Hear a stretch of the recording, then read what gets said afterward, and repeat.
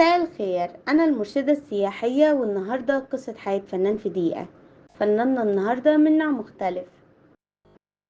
فناننا النهاردة الفنان الجميل والكبير أبو ضحكة جنان، سمعة إسماعيل ياسين الله يرحمه.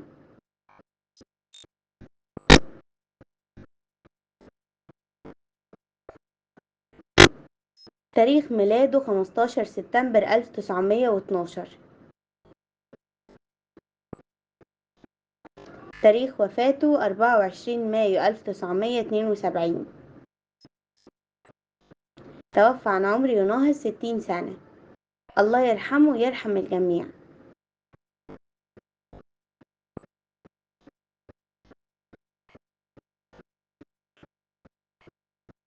اسمه بالكامل إسماعيل ياسين علي نخلة.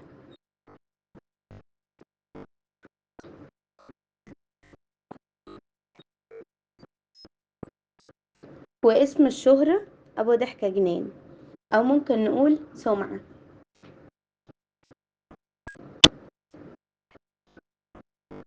ممثل مصري ولد بمدينة السويس، ويعد من أبرز فناني الكوميديا في مصر بل الوطن العربي.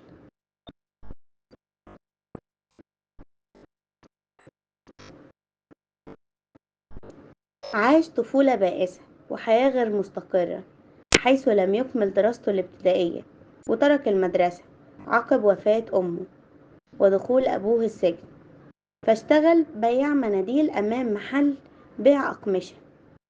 وفي الفترة دي قعد مع سته.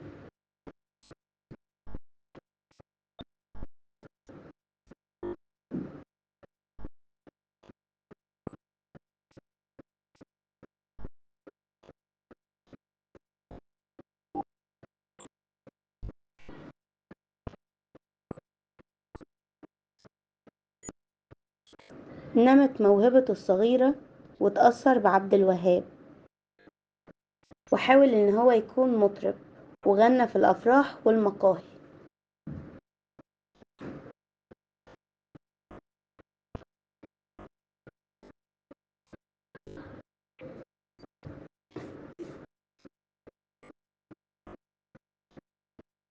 سافر للقاهرة وانضم لفرقة بديعة مصابلي.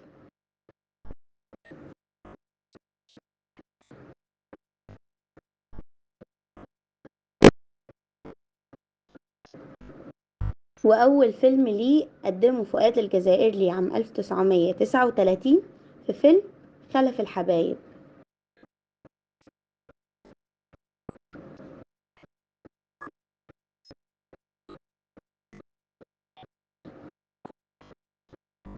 وبعدها انضم لفرقة علي الكسار المسرحية، واشتغل مطرب ومونولوجيست وممثل، وظل أحد رواد هذا الفن على امتداد 10 سنوات، من عام 1935 حتى عام 1945.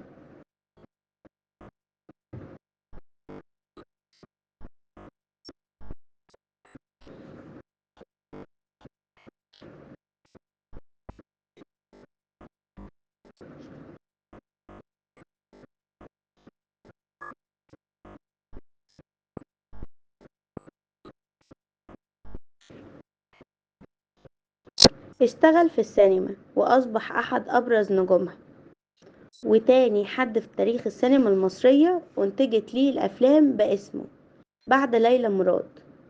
ومن هذه الأفلام إسماعيل ياسين في متحف الشمع، إسماعيل ياسين يقابل ريا وسكينة، إسماعيل ياسين في الجيش، إسماعيل ياسين في الأسطول.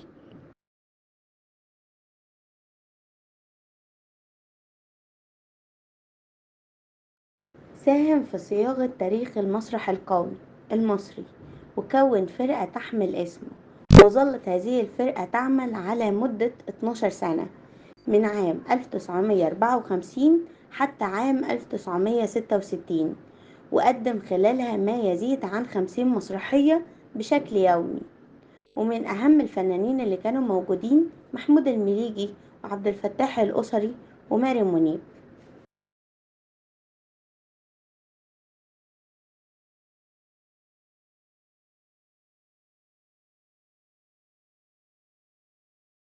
صديق عمرو هو الكاتب الكبير أبو السعود الإبياري اللي كتب له معظم أعماله الفنية.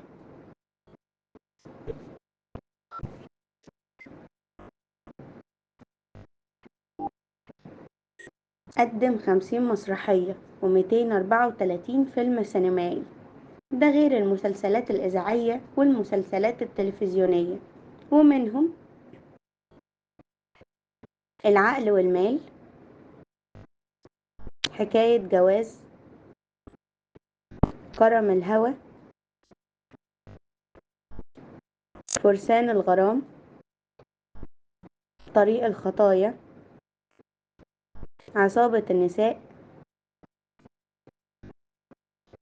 الديك، نص مليون جنيه، عجيبة فندي، الرغبة والضياع، أنا وأخويا وأخويا، مسلسل إسماعيل ياسين دكتور، المجانين في نعيم، كل الرجالة كده، عفريت خطيبي، غرام في السيرك، شهر عسل بصل، حلاق السيدات،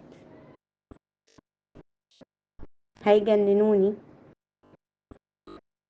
الفانوس السحري، زوج للإيجار،